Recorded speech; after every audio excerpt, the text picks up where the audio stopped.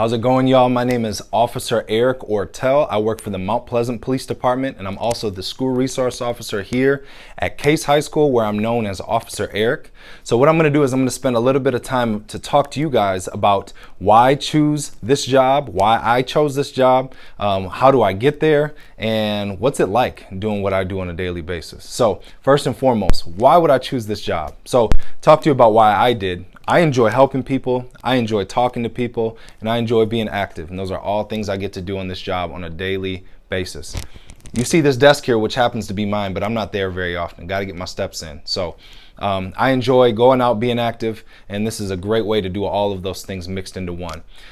People ask, what type of person or personality traits would you need to have to be a police officer? Well, police departments like a lot of different types of people. They don't like just one individual in a box type person. So being unique can actually work as a benefit for you. It can help you in an interview because we're not looking to have an entire department that looks exactly the same, that thinks and speaks exactly the same. So being different is actually helps in this profession. So how do I get there, right? What are some high school classes that I can take? Well, there's classes like business law, there's classes like forensic classes. These are all things that help you get to the place where you would need to use those skills eventually. But when you get there, when you get to this job, they give you the skills necessary to help you, to give you a head start, and they're all things that you can put on an application. So skills, physical skills that you would need, you got to be able to talk to people. You got to be able to think on your feet, as you can imagine with some of the videos that go around with body camera footage and whatnot.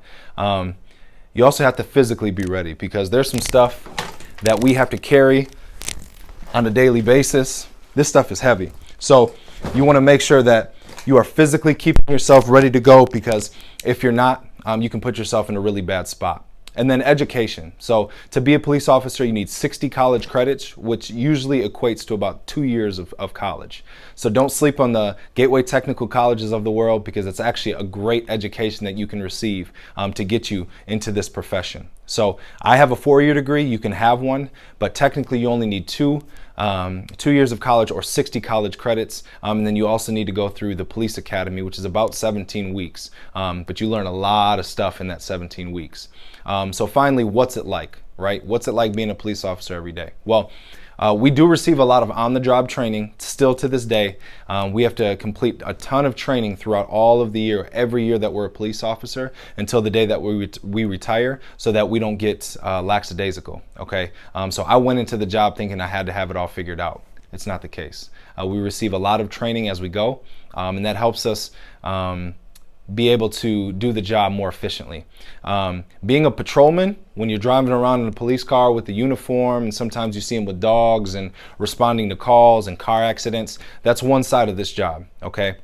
There's also another side, which is what I do, being a school resource officer, where you wear clothes that are more like business casual, not so much with the big vest and the belt. And that's just to break down any barriers that may be caused by people wearing that big uniform. Not to say that that's bad, but visually I get that builds a wall naturally. And I want to break down as many barriers as I possibly can, so that when I begin speaking to you guys, we can have a great conversation, which in turn would lead to us having great relationships.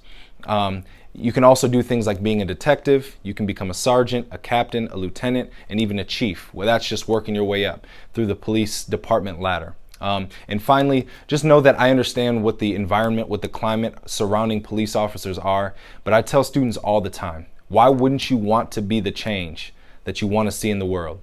If you don't agree with what police officers do and why they do it, then become that change. Give it a shot. Don't write it off simply because social media tells you that you don't want to like the police.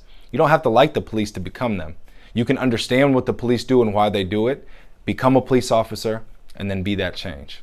So I appreciate your guys' time. I would ask that you would just consider this, and I appreciate you guys hearing me out. Thanks, guys.